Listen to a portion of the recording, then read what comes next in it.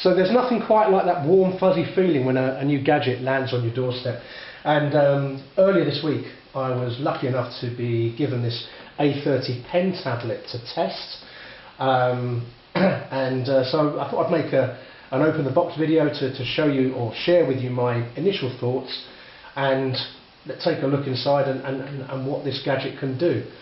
So initially, looking at the box, it looks sleek, it looks professional. I like the fact that right from the get-go you've got the key specifications right on the front cover.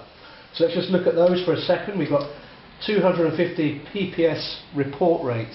That is the report rate speed.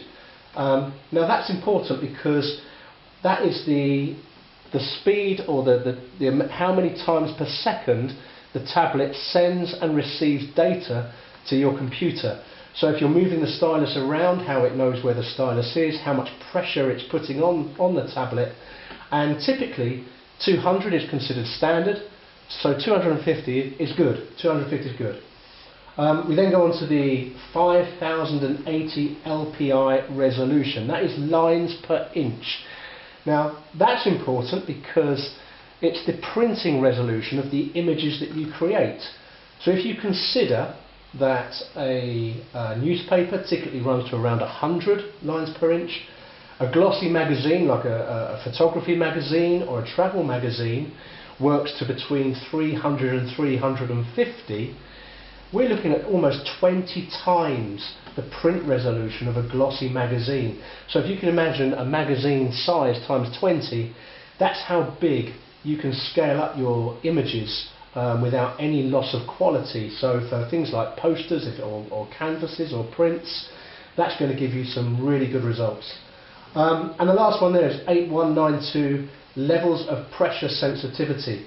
Now if you haven't sketched in a tablet before and you're familiar with Photoshop, you'll know the pain of selecting a brush and selecting the right line size.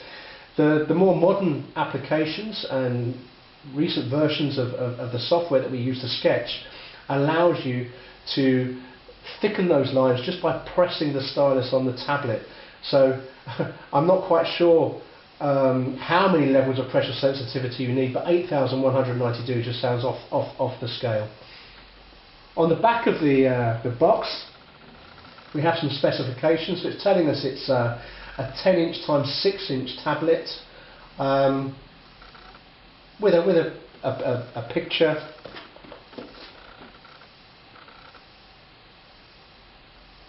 So let's just get this box open and see what's inside.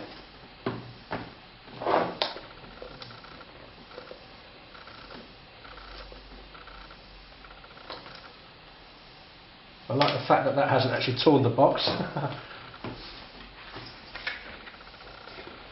Okay, well I didn't expect that. When you get a box this big, you're sort of imagining that the actual product inside is going to be somewhat smaller. They've pretty much used up the full capacity of the box to actually present the tablet. But we can see it is enclosed quite tightly and wrapped quite nicely. So in here we have the USB cable. It's a Type-C adapter. Presumably that goes in the tablet itself, and then a USB adapter for your computer. Be interested to see how long this is.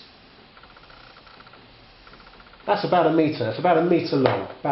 So that's a good length. Here we have the stylus. It's in a case.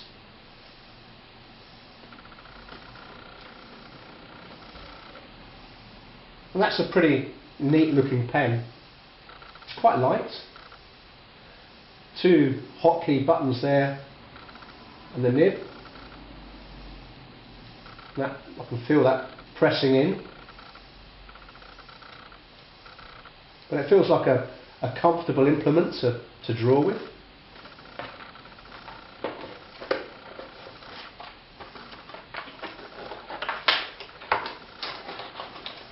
Some other things hidden under here, so look. A Okay, we have a quick start guide, always useful. It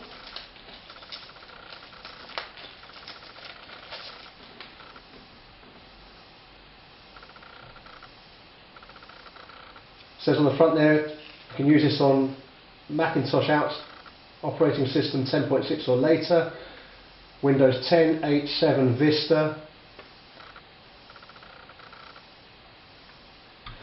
You may not be able to see this quite well, but actually, just having a quick look at the language used and the wording on here, I don't know about you, but I've had a lot of Chinese products that I've bought in the past, and quite often these start guides aren't very well worded, or the English isn't clear. No, it's very clear indeed. No, they've really got someone on the case in terms of describing how to get this tablet set up and how to get running with it. So this is a nib removal tool, and it looks like in here we've got, looks like about 7 or 8 replacement nibs. I don't know how long these nibs are going to last. I don't imagine I'm going to be pressing that hard. But good to know that there's replacements there to extend the life of the tablet as and when we need them.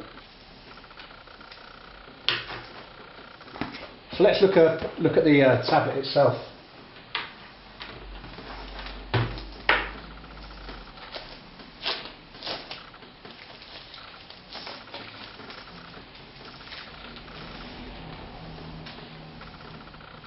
Oh, it's a beauty.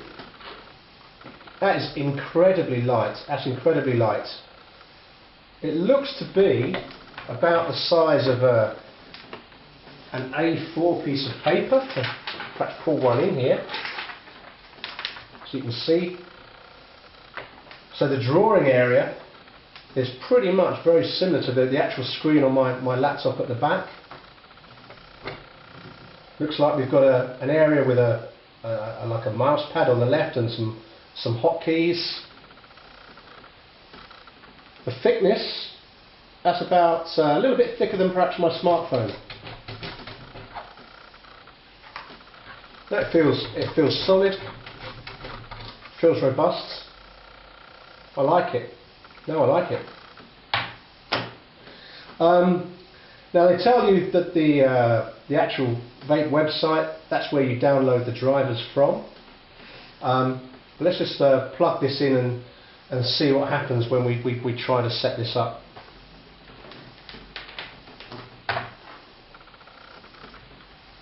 I'll put the USB-C into the tablet here.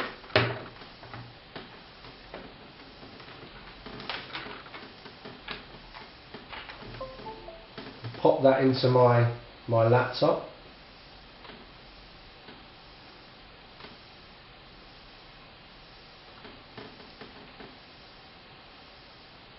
Crikey, look. Straight away, I'm not even touching the pen on the tablet. I'm just hovering above and the mouse is working. So I go to download and so straight away you can almost use the pen as a mouse. And from here I can get the driver for Windows. I have actually already downloaded this, so let's just go down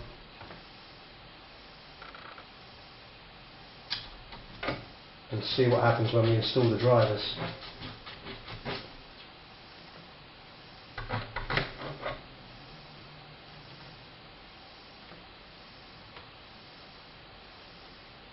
There it is.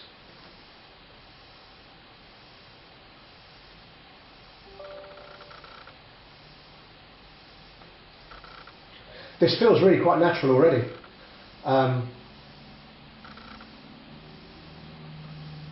not having to do very much.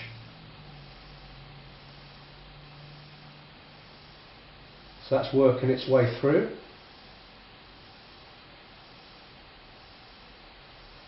And that's complete.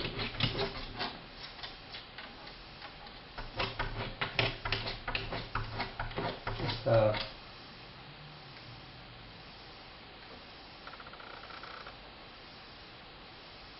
some drivers installed.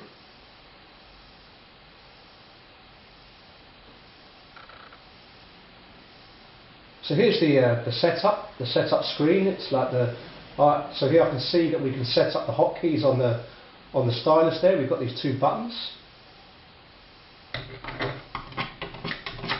And we can see the options that these hotkeys actually give us.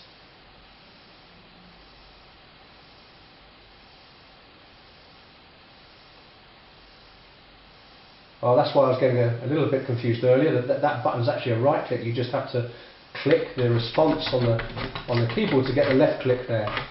Oh, we can see the pen pressure coming through on the sensitivity scale. I'm not quite sure what this bit does there. I'll have to look into that. Some options on the left here. So mapping. Let's look at this. Okay, so this is where we're actually mapping the area of the screen against the size on the desktop. It says we can convert the pen from a mouse, but I really don't see the need actually, because it seems to be functioning just fine as it is. Oh, the hotkeys. So we've got K1, K2, K3 and K4, which are these buttons here. And again, we can set these up as we like by the look of it. So subject to what software you use, you'll want to customize these to the most frequently used actions that you will use within your sketching software. You've got a touch.